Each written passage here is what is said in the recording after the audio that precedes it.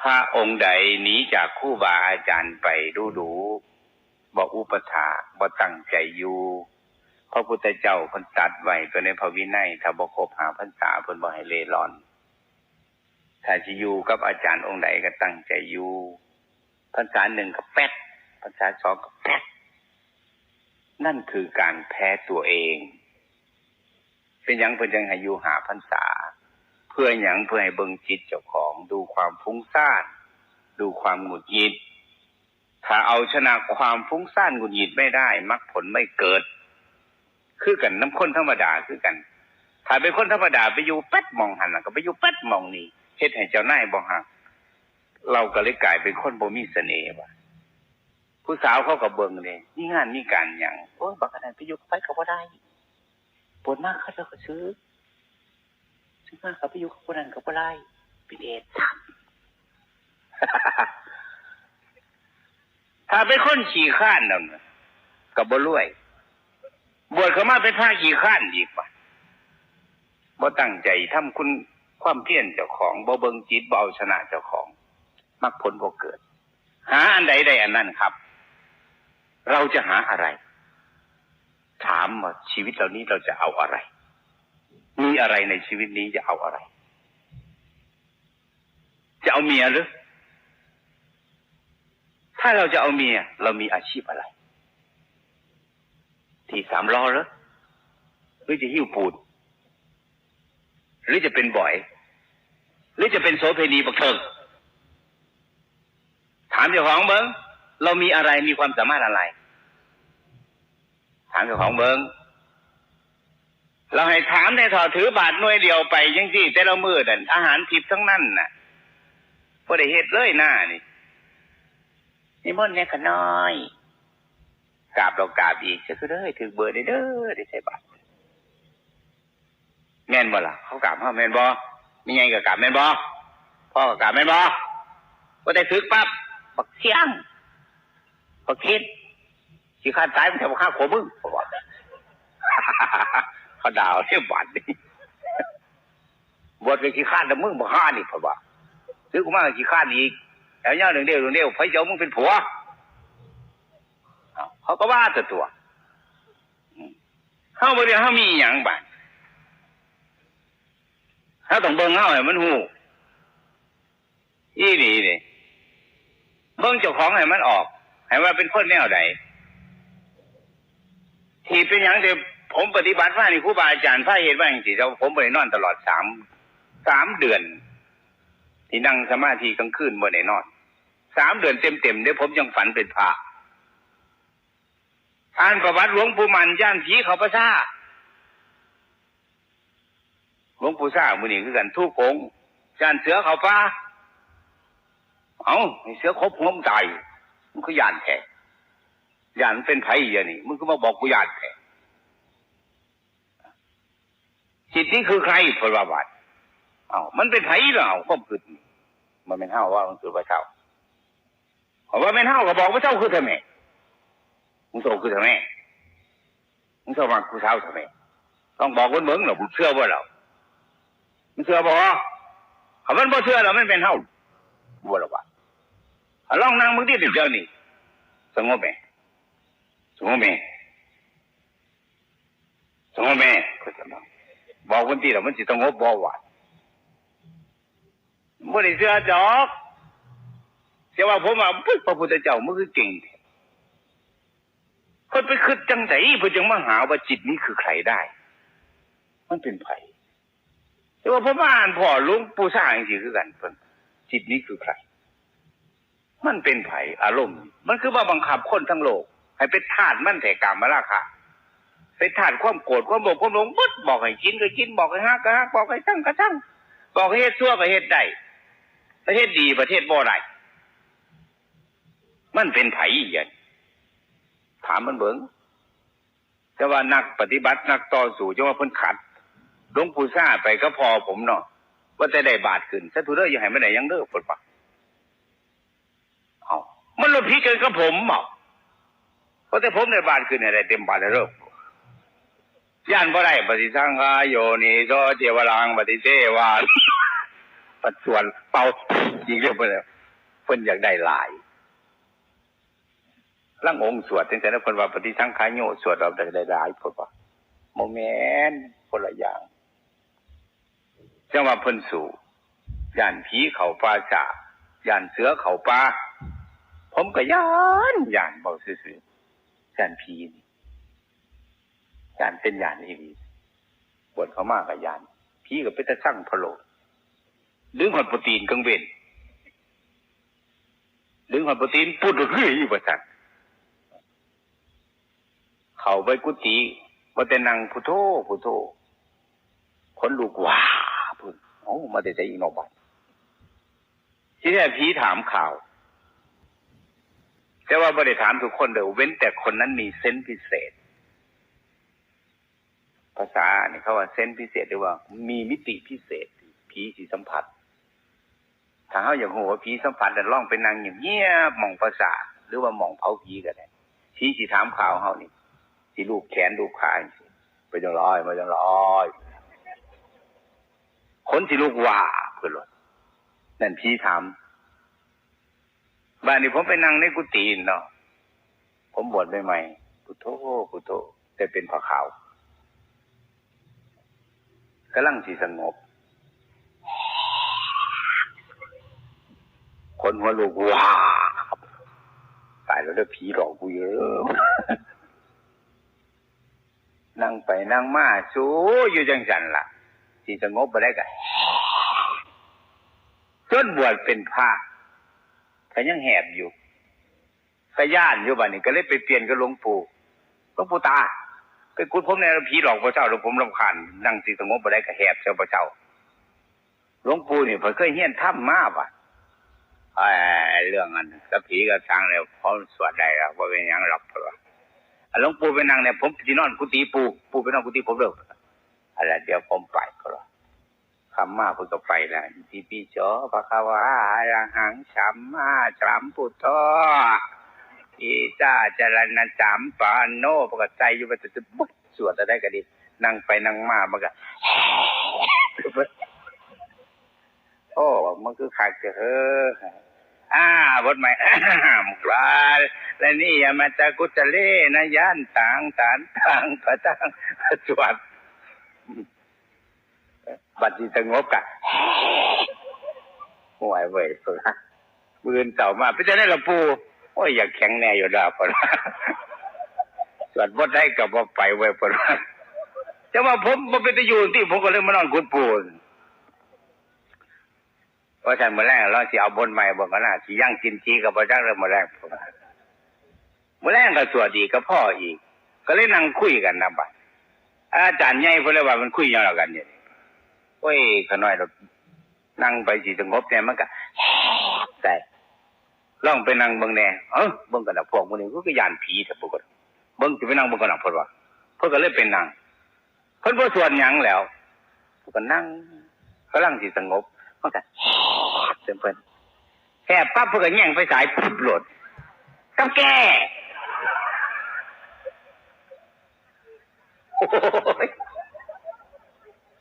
มือนมาแล้วโอ้ยมันพวกคุณที่บาพูดว่าเฮียงเหรอครับย่านนึกบ่ย่านอย่างกับแก่มันแม่นกับแก่บุก็แม่นนั่นแล้วก็ถ้าคุณเสริมลบไปพูดว่าก็ลบไปอีกเป็นยังกับเป็นกันเริ่มมือแรกนั่งกำลังสิสงบมันก็ไม่แง่งปั๊บโอ้ยแม่นีหลีกับแก่ก็บอกไงเลยไม่ข้อหัวปวดไปทั้งบ้านมึงมาตัวกูหยานมึงตั้งหลายมือแต่ว่าอันเบ้าตามรักกันมันกับแม่อยู่ในผีมาอยู่แย่ตัวตั้งเถื่อกับลูกเทวดาเขาสิมาอยู่แย่เขาให้ได้เขาหยานนะตั้งเถื่อเห็นคือคนย่างในตัวมันเป็นเองมั่นนะอันนี้มันเป็นการทดสอบสภาพจิตของเขาเด้นะสู่ไปสู่มาผมก็ถืออีหลีเด้บ้านนี้ไปวัดไปหาอาจารย์จงอยู่วัดประคอเขาพากันนอนใต้ตารางกุดปึ๊ดนะมึงเขาเราอยากทีเว้ยเราอยากทีเว้ยเห็นเขานอนนอนก็นอนคือกันวะตายก็ตายพี่หลอกกับมึงตาย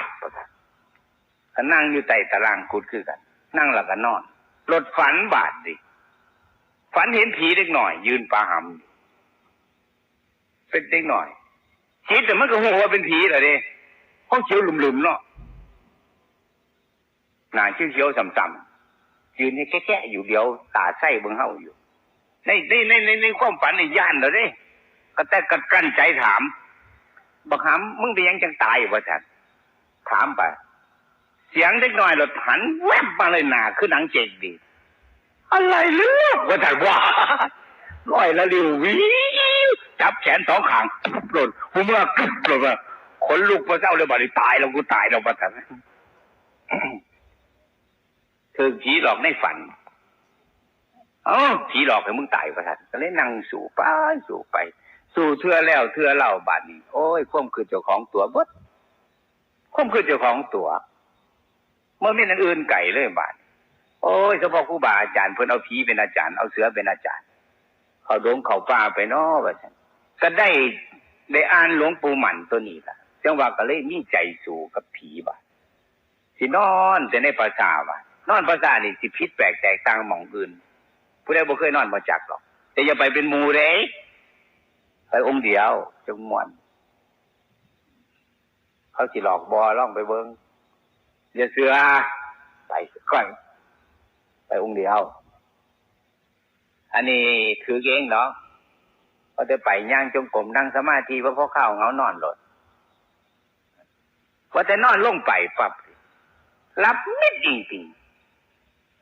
ๆว่าแม่นรับบักหาชั่วโมงหัวเมื่อวับขึ้นมาหลดปัก6 ทุ่มนิดจีรีเบิ่งนาฬิการับไป15 นาทีอีหยังวะบ่พอข้าวบาดนี่เสียงอยู่ทั้งกกใหม่เล็กหน่อยมันบอกทันทีเลยผีเล็กหน่อยหลอกมึงตายมึงย่านอะไรมึงตายโลด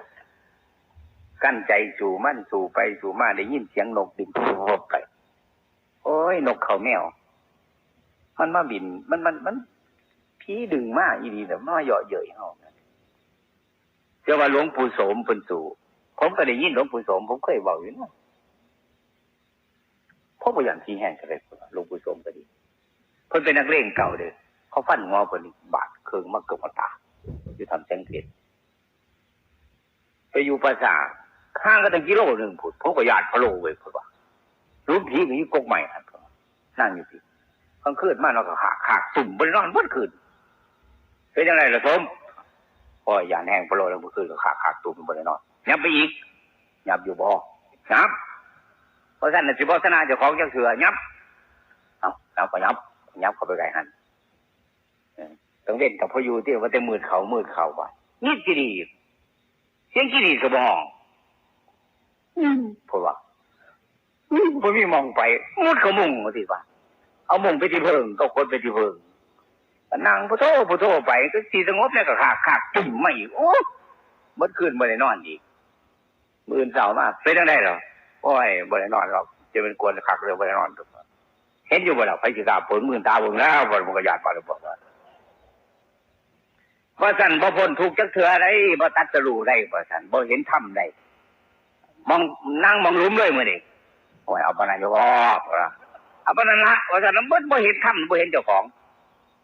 ไปสิย้ายซอยจับย้ายมุงพกได้มองหลุมผีใต้หงเลยที่บ้านนี่สู้ไปยังไงนี่สู้มาแล้วกันตัวเย็นย่านยังมือเฮิงมันสิชนะได้คือสู้กันเหรอกัดเกี่ยวกันข้างมันก็ย่างจงของปุ๊บปั๊บมืดเขาค่อยซ่าเขาเบื่อให้มาแล้วเปล่าก็เป็นนางในกดได้บาดนี่โอ้ยจะได้กันดีเริ่มปะพุทโธกำลังสิสงบเสียงเบาลงมาแต่ในลมเงินไผ่ทำมันนั่งอยู่ไหนเอามันสุดที่สุดแห่งทุกข์ละบาดเนี่ยถ้าแม่นกูรู้ก็จะจับขากูเห็นจังไหนบาดนี่มันบ่มีมองไฟละบาดนี่กั้นใจอยู่เท่านั้นแล้วโอ้ยมาภาวนาเราก็อยู่นำได้เด้อว่าเป็นหยังหรอกละว่ากันเราเจ้าย่านแต่ก็มื้อนั้นมาบาดโอ้ยตายแล้วความคิดที่มันตัวกูก็เข้าถึงผีแท้ๆผีเราบ่หลอกเราเป็นหมู่ผีกำบัดเราเจ้าย่านพอเจ้าย่านเฝ้าให้พระนุ่มฟังที่ระบาดนี่ไอ้หลวงปู่บ่ย่านผมก็บ่ย่านคือกันนะครับผมก็จะเจอกันนะครับหลวงปู่ให้ได้ผมให้ได้กันเพราะว่า พระนุ่มที่เราบาดนี่หลวงปู่เบิ้งได้ผมแล้วดองพี่แตงโมกันเขาดอยไปกันนะครับเพิ่นจะเอาศาสตร์ไปอย่างนี้ปัดผูกปักการกดใส่โต๊ะมองพี่แตงโมนะก็ไปพวกกันย่างจงกรมปุ๊บคือกันไม่กลัวไม่หิงไม่กลัวพุทโธจังไหนหมอลำมันจะเขาคือเบากันแน่น่ะ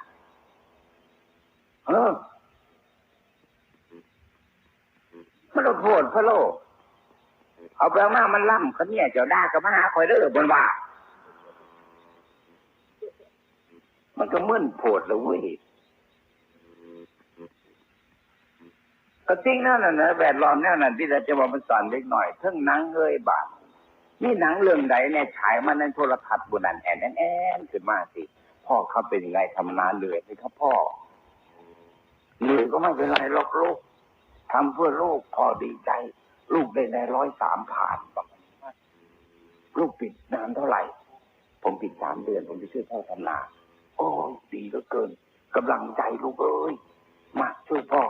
พ่อเหนื่อยมากไหมเดี๋ยวผมนวดให้โอ้ยนวดก็ดีลูกหนังเรื่องนี้เบอร์นี่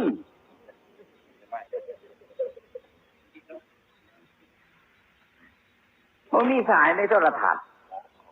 ที่ซอยพ่อซอยแม่บ่มีหรือว่าแอนออกมาจะได้แม่ล้างจานเหนื่อยมากไหมแม่ขายขนมจีนเหนื่อยมากไหมค่ะแม่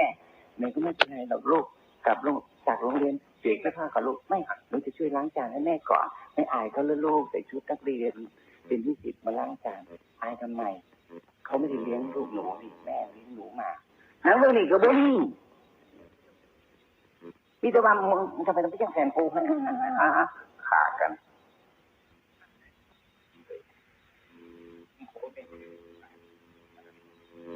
ไปตีกันอยู่โรงเรียนไปแย่งกูเบากัน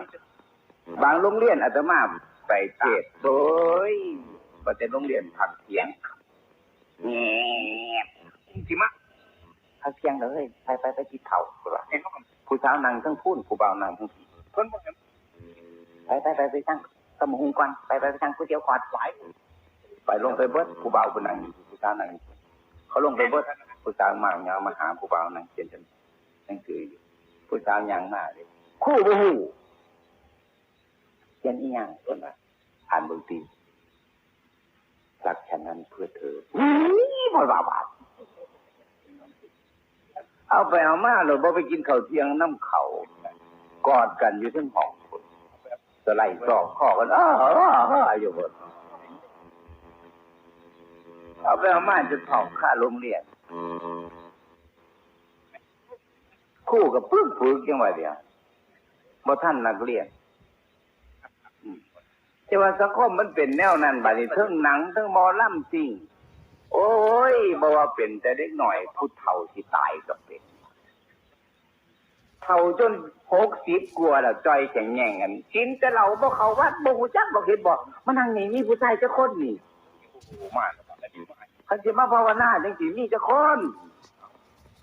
ผู้เฒ่าๆสิมาปฏิบัติธรรมผู้ชายน่ะบ่มีลองมาลำจริงพวกนี้เต็มนึงอยู่ข้างหน้าห้านน่ะเฒ่าสิตายก็ยังไปอยู่พญายไปอยู่บ่เฮ้ยไปหาข้างหน้านี่ดีแล้วกูว่ามันเต็มดีฮะเพราะว่าเอาเหล้าขาวมากูในจักเป๊กไว้ให้กูว่าไปกับไปน้ำจ้าไปปละบาทบัดมาล่ำเต็มพึ่งกับไปขัดเอาไว้เพราะว่าโอ้ยกูอยากเกิดไม่เป็นเบาไม่ได้เพราะว่าจะให้หลายเห็นเขาใส่สัตว์พอเถื่อวี่ใส่เขาว่าเป็นเล็กหน่อยเพราะว่าวี่เสือใส่เขาตั้งเลยใส่ขูด2 หน่วยเป็นหาบคนยังไหวก็พอโอ้ยใครก็หูเด้อขูด2 หน่วยเป็นหาบนั่น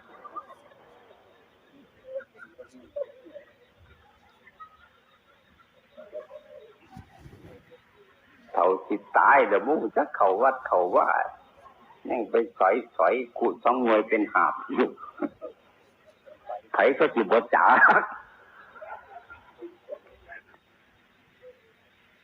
จะมาเสียวยังเราสอนลูกวาดสิเขาสิตายก็เป็นบ่ฮู้จักเขาวัดเขาว่าเจ้าของสิเป็นเทศเพิ่น